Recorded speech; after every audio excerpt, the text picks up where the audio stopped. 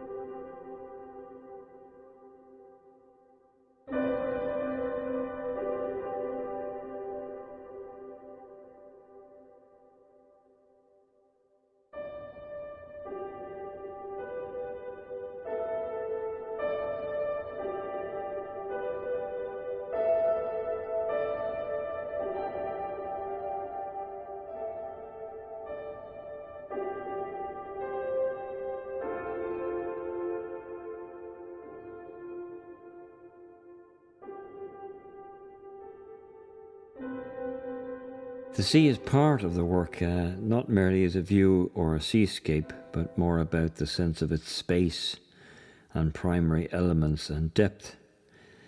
It evokes something left behind. Sporadic views into the depths of the space and the landscape are possible. It's tempting to imagine the direction in which the veil and fog will lift and reveal a new insight. Then there are nautical maps and references drawn in, once again evoking an idea of space distances that have to be overcome, as endless expanses are limited by lines and reference points. It makes orientation possible, becomes comprehensible and manageable. It's a kind of a game of dimensions. Yes, I use charts as a microcosm of again a broader thing, like the Dublin Bay chart I've used in a couple of works. And in my early childhood, I remember exploring that area quite extensively, and it was only recently that I started to pinpoint areas on it, and I included them in a work. And there was over 50 places with names and positions and navigational reference points, you know, parallel to this Dublin. So it's been that type of thing has been referred to in literature, places like cities that an entire story is built on, you know.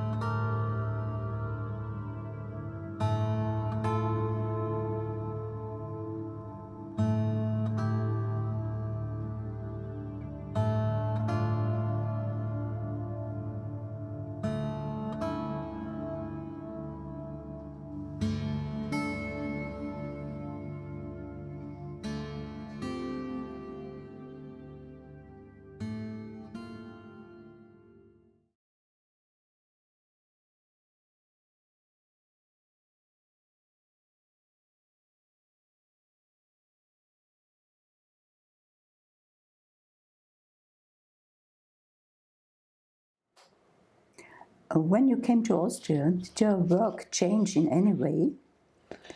Were there obvious differences between the two environments? Yes, in a way, materially, first of all. There was, for example, road salt, a material that's strewn about the street in winter time. The problem with using this material was that it needed to be preserved, and so it took quite a while to develop a technique in which to do that, and it was quite labour intensive, and I don't do too much of works with this material.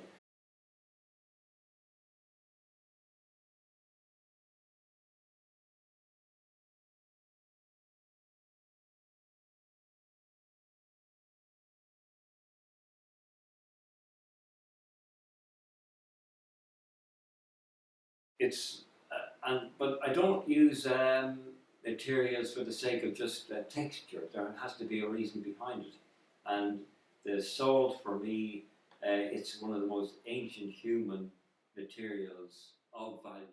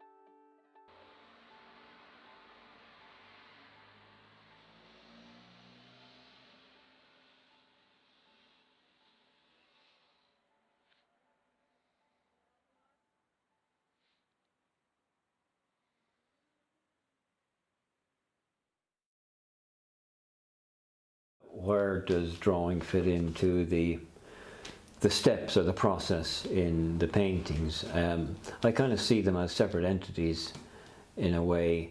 They help me focus a bit more, and because I tend to treat them as kind of graphic pieces, like a graphic design piece in a way, and my training as a graphic artist comes in then, I suppose. And they are occasionally link directly to the bigger oil paintings or mixed media paintings, but not always. So they're an entity in themselves, really. I think going back to my childhood, I was very interested in sign writing, and in fact, a school colleague took up sign writing when he was in school, and it became a business for him, and this impressed me a great deal. And I went about doing it several summers, doing jobs, but I was never particularly good at it. But at least it gave me an insight into the whole craft of it, you know.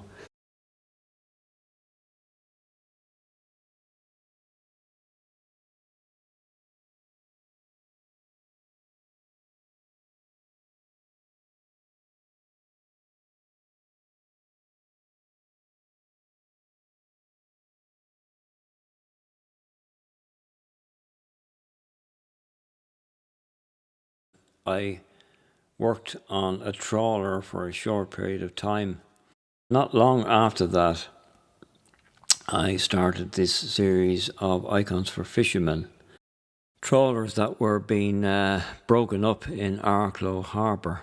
It was a new EU scheme in which to try and get rid of the old fleet. And from this wood, I took these pieces and decided to make something with them. And the portraits came out of this actually after a visit to Cyprus. But they grew out of a process, and they took about 10 years in making them.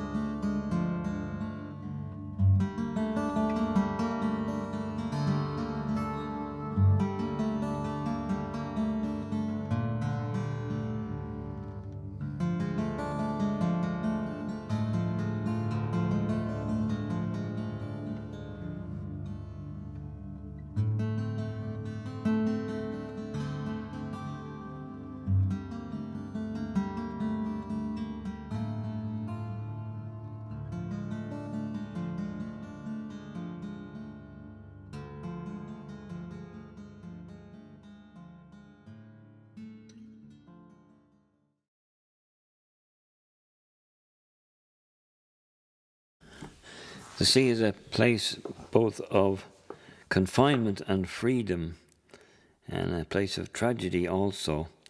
People will always work and play and swim and eat from it. To move over it, stay above it, or vanish in it has echoes of eternity. It represents too a freedom, a way out, an escape, a transit route to dissolve from this world, or to try and make the shores of a better one.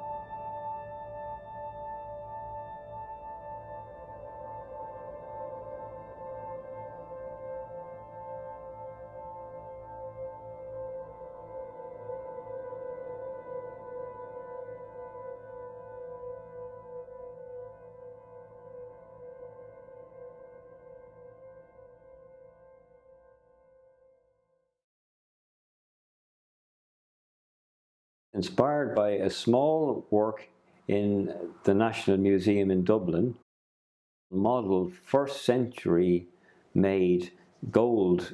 It's called the Broher boat, well known to many people. A beautiful piece of work, absolutely timeless.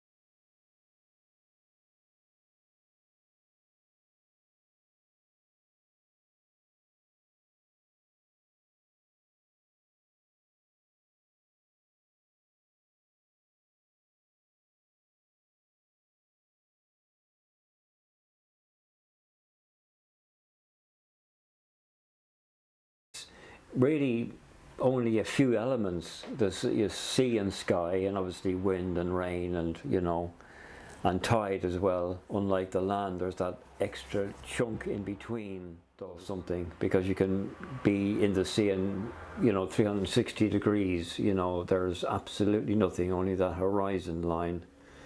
And you don't know what's coming along on it. I feel in many respects more safe on it than I do on the land, in a way.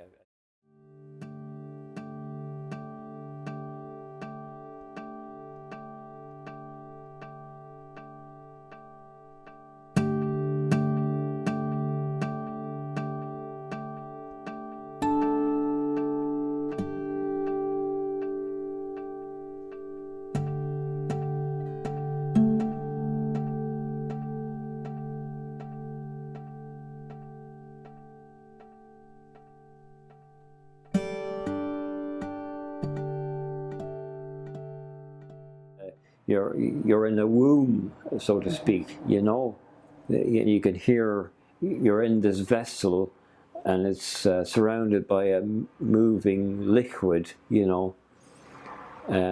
Which you are trying to map out a journey on.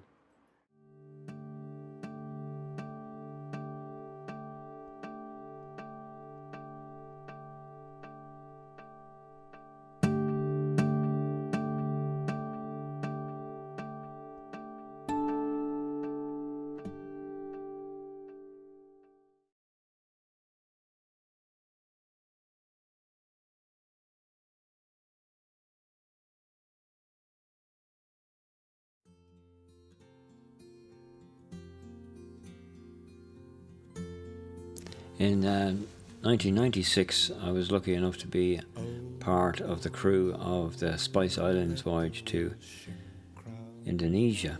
The region we were sailing in was devoid of any navigational aids, or the charts were very basic. There was nothing land, be it lighthouses or any really good marks to go by. It was all by stars, actually. And we were right back to kind of primitive times, and actually sailing on a very ancient type of boat, so it all seemed very appropriate.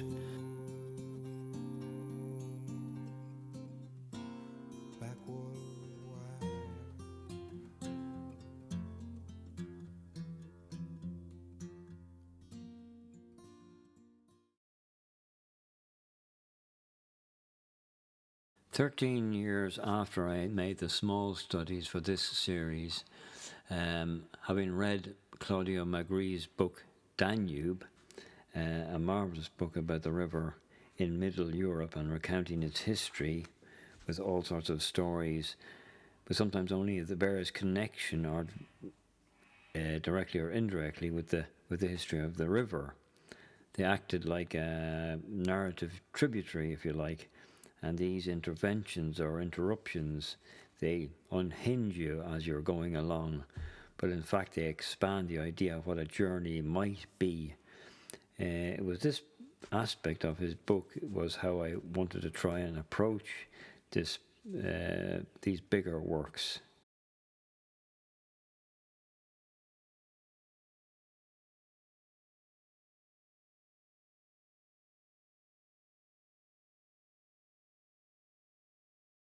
So I got into making small films kind of by accident, really. It was part of a school's project. It's an entirely different thing to the painting, which is not always illustrative or obvious. With painting, I'm trying to invite the viewer in to the picture, if you like. Film, on the other hand, it requires more of a demand, if you like. But as soon as I put my eye to the lens of making a film, I always felt I need to tell a story. It's almost a kind of automatic, and the story can be narrative, spoken word, obviously, but I use sometimes text or words that denote kind of chapters in the film or sequences that I want to pay particular attention to, along with appropriate music to highlight a particular sequence.